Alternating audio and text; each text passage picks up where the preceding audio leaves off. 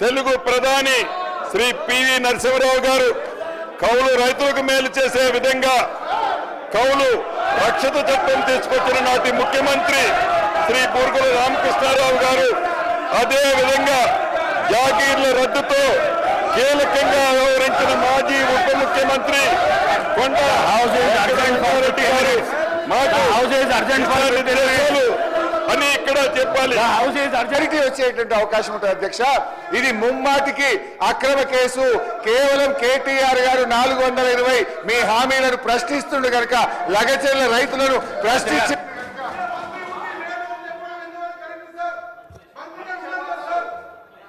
అధ్యక్ష గౌరవనీయులు మాజీ మంత్రివర్యులు హరీష్ రావు గారు, మంత్రిని ఒకరిని ఉన్నాను అధ్యక్ష, ఎవరూ లేరని అనటం నేను ఇంకా మంత్రిలాగా హరీష్ రావు గారికి కనబడుతున్నట్టు లేదు.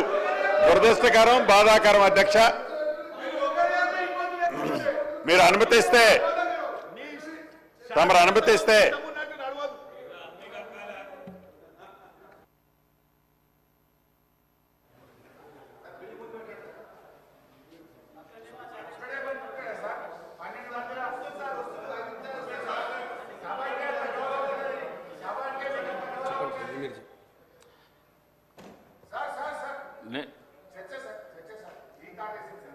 ఎల్ఏ మినిస్టర్ గారు రాని నేను కొంతమంది మంత్రులు అక్కడ మండలిలో ఉన్నారు, కొంతమంది ఈడ ఉన్నారు. ఎల్ఏ మినిస్టర్ గారిని పిలిపిస్తున్నా. నేను పిలిపించినాక మీ ప్రశ్నకు సమాధానం చెప్పిస్తా. నేను పిలుస్తా. ముందు బిల్లు కానీ, గవర్నమెంట్ బిల్లు అయితే కానీ, ఇది ఇంపార్టెంట్ కదా. ఇది రాష్ట్ర ప్రజల శ్రేయస్సు గురించి కదా. ఈ బిల్లు కానీ బిల్లు అయినాక నేను మీతో మాట్లాడుతా అంటున్నా కదా. నేను స్పీకర్ చంబర్ పిలిచి మాట్లాడతా. నేను ఇప్పుడైతే బిల్లు అయితే కానీ బిల్లు అయినాక తీసుకుందాం. ఒక సభ్యుని గురించి రాష్ట్ర శ్రేయస్సును ఈ విధంగా మీరు సభా సమయాన్ని వృధా చేసుడు ఇది చాలా పొరపాటు. హరీష్ రావు గారు, మీరు చాలా సీనియర్ శాసనసభ్యులు. హరీష్ రావు గారు, మీరు చాలా సీనియర్ శాసనసభ్యులు. మంత్రి పదవి కూడా చేసిండ్రు, మీరు ఎల్ఏ మినిస్టర్ కూడా చేసిండ్రు. మినిస్టర్ లేనప్పుడు చేయనికే వీలుండదు. రేవూరి ప్రకాష్ రెడ్డి గారు సార్ సీనియర్ శాసనసభ్యులు హరీష్ రావు గారు, గవర్నర్ గారు అనుమతి ఇచ్చిన తర్వాత, ఏసీబీ టేకప్ చేసిన తర్వాత హౌస్లో చర్చించే అంశమే ఉత్పన్నం కాదు సార్. కానీ ఇష్యూను డైవర్ట్ చేయడానికి హౌస్లో అని చెప్పి పబ్లిక్లో ఒక కన్ఫ్యూజన్ క్రియేట్ చేయడానికి చేసే ప్రయత్నమే కానీ ఇది చట్టబద్ధత కాదు.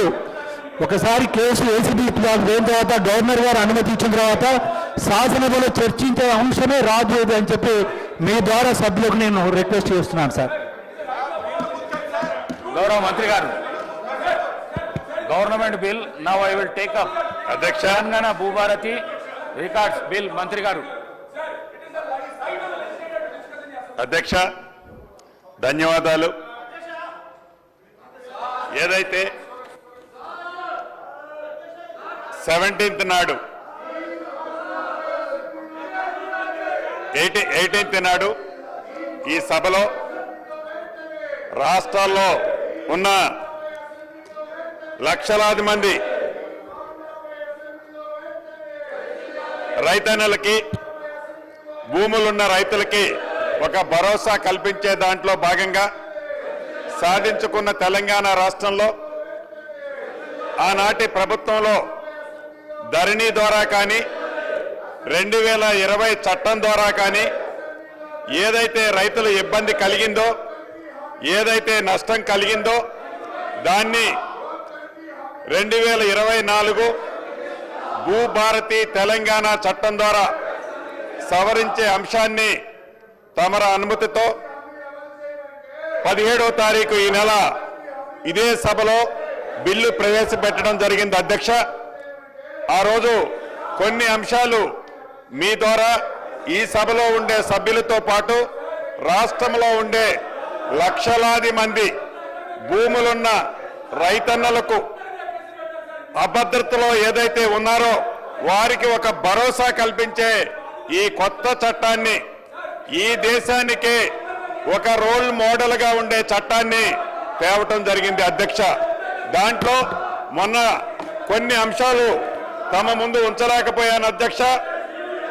ఈ దేశానికి కానీ మన రాష్ట్రానికి కానీ సంబంధించి ఒక్కసారి గత చరిత్రను పరిశీలిస్తే భూమి కోసం భుక్తి కోసం వేలాది పీడిత రైతులు కూలీలు పాల్గొన్న తెలంగాణ సాయుధ పోరాటం చరిత్రలో చరిత్రాత్మకంగా ఘట్టం అధ్యక్ష. అదే రకంగా ఈ ఘట్టానికి ఈ ఉద్యమానికి ప్రధానమైన కారణం నిజాం కాలం నాటి భూ సమస్యలు, నిజాం సంస్థానంలోని ఉద్యోగులు, జాగీర్దారులు, దేశముఖులు, దేశ పాండ్యులు లాంటి భూస్వాములంతా అధికార దర్పంతో ఆనాటి ప్రభుత్వం ఏదైతే అధికార దర్పంతో ధరణిని 2020 చట్టాన్ని తీసుకొచ్చి ప్రజల నెత్తిన రుద్దిందో అటువంటి చట్టాన్ని గతంలో నిజాం నవాబు కంటే ముందు కూడా అదే పద్ధతి ఉండేది అధ్యక్ష. అదే రకంగా ఈ ధరణి సమస్యలు పరిష్కరించలేకపోవటం, క్షేత్రస్థాయిలో బాధితుల బాధను అర్థం చేసుకోకపోవటం, ధరణిలో ఎలాంటి సమస్యలు కూడా లేవని బుకాయించడం అనేది ఆనాటి ప్రభుత్వం మనం ప్రత్యక్షంగా చూశాం అధ్యక్ష. తప్పు ఒకరిది శిక్ష మరొకరిది. తప్పు చేసింది దొరవారు, శిక్ష అనుభవించింది మాత్రం అమాయక ప్రజల అధ్యక్ష. తప్పు ఒకరిది శిక్ష మరొకరిది అన్నట్లుగా అనాచితంగా రాత్రికి రాత్రే గడిల మధ్య చట్టం చేసి తప్పు చేసింది ఆ దొరవారు, కానీ శిక్ష అనుభవించింది మాత్రం గ్రామీణ ప్రాంతంలో ఉండే సామాన్య భూములున్న పేద రైతుల అధ్యక్ష. అదే రకంగా ఎలా ఇబ్బంది పడ్డారో ఒక ఎగ్జాంపుల్ ఈ వేదిక ద్వారా మీ పర్మిషన్ తో చెప్పదలుచుకున్నాను అధ్యక్ష. సిద్దిపేట జిల్లా మీరుదొడ్డి మండల కేంద్రానికి చెందిన మధ్యల కృష్ణయ్య అనే దళిత రైతు 73 సంవత్సరాల అధ్యక్ష. ఇదే గ్రామానికి చెందిన ఒక రైతు 35 ఏళ్ల క్రితం 1452 సర్వే నెంబర్లో 7 ఎకరాల భూమిని కొనుగోలు చేశారు అధ్యక్ష. ధరణి వచ్చిన తర్వాత 35 ఏళ్ల క్రితం కొన్న భూమి ఏదైతే ఉందో, పొజిషన్లో ఏదైతే ఉన్నారో దాన్ని ఈ ధరణి కారణంగా ఆ భూమిలో ఉన్న రికార్డులన్నీ తారుమారయ్యాయి అధ్యక్ష. ఆ